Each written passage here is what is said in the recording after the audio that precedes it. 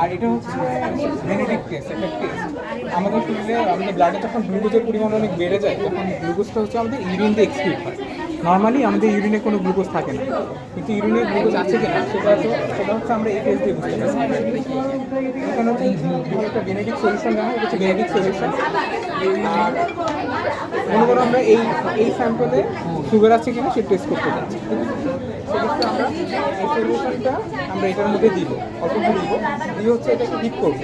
ঠিক আছে, এখানে হিট করবো, হিট করার পরে আমাদের এরকম রেড কালার একটা প্রিসিপিটেট করবো। কি ফাঁকা টেস্টিং থাকলে করে দেখো, ওরা দেখুক আসলে কীভাবে প্রিসিপিটেট করে।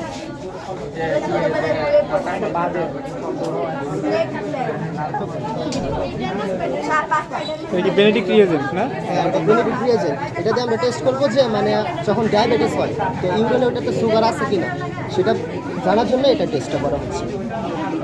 এটা হচ্ছে স্যাম্পল, মানে যেটা আমাদের বলে না যে ইউরিন লাগবে, ওই ইউরিনটা হচ্ছে থাকে, তো এটা হচ্ছে রিয়েজেন্টের সাথে দেওয়া হয়, পরে হচ্ছে হিট দেওয়া হয়। হিট দিয়ে যদি কালারটা চেঞ্জ হয়,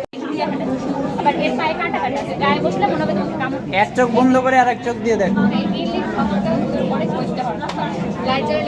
লাইট জ্বালালে আসে ডিস্টার্ব করে অনেক। তারপর এটা আছে রাইস স্টিং বাগ, মানে গান্ধী পোকা, যেটা যে গায়ে টায়ে লাগলে অনেক বাজে লাগে। এটাই তো এই যে ডাকে আপু। হ্যাঁ, এটা ঝিঝি পোকা সিকাটা। তারপরে এই দুটো হচ্ছে বাম্বল বি, মানে তোমার অনেকটা ভ্রমরা বলে যে বাম্বল বি। এটা তো প্রেইং ম্যান্টিস যেটা, এটা ড্রাগন ফ্লাই, এটা ড্যামসেল ফ্লাই। তারপরে হ্যাঁ ফোরিং, একটা হচ্ছে বড় বলে, একটা ছোট। এই দুইটাও গ্রাস হপার। এইটা হচ্ছে ককরোচ। তারপরে এটা একটা স্টিং বাগ। তারপরে বিচ্ছু এখানে না, এখানে অন্য পোকা।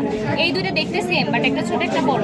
ছোটটা হচ্ছে রাইস কটন বাগ, তুলার মধ্যে থাকে। বড়টা হচ্ছে পাইরোকরিন বাগ। এটা আমাদের বোটানিক্যালে হিউজ, যায় বসবা দেখবা গাছের দিকে 100 মানে 100 আসতে। এটা একটা মদ, প্রজাপতির মতো কিন্তু আরো মোটা, সেটা বড় হয় মদ। আর এটা হচ্ছে জায়ান্ট ওয়াটার বাগ, পানিতে পাওয়া যায়, মাছের সাথে অনেক সময় জালে আসে। এটা হচ্ছে জুন বিটল, এটা মে বিটল। মানে এটা জুন মাসে, এটা মে মাসে বেশি পাওয়া যায়। সিড অ্যালবামটা নষ্ট হয়ে যাবে, ইয়ে করো না, এটা ওরা অনেক কষ্ট করে করছে। তারপরে এখানে আছে, এইটা হচ্ছে লেডি বার্ড বিটল। এটা হচ্ছে ফসলের জন্য খুবই উপকারী, কারণ এটা অন্য পোকার বাচ্চাগুলো খায় ফেলে, মানে যে অন্য পোকার ইয়েগুলো আছে ফিটটেপি খায়। ঠিক আছে, এটা হচ্ছে রাইনোসেরাস বিটল, কারণ সামনে এই যে গন্ডারের মতো হর্ন, এটাকে বলে রাইনোসেরাস বিটল।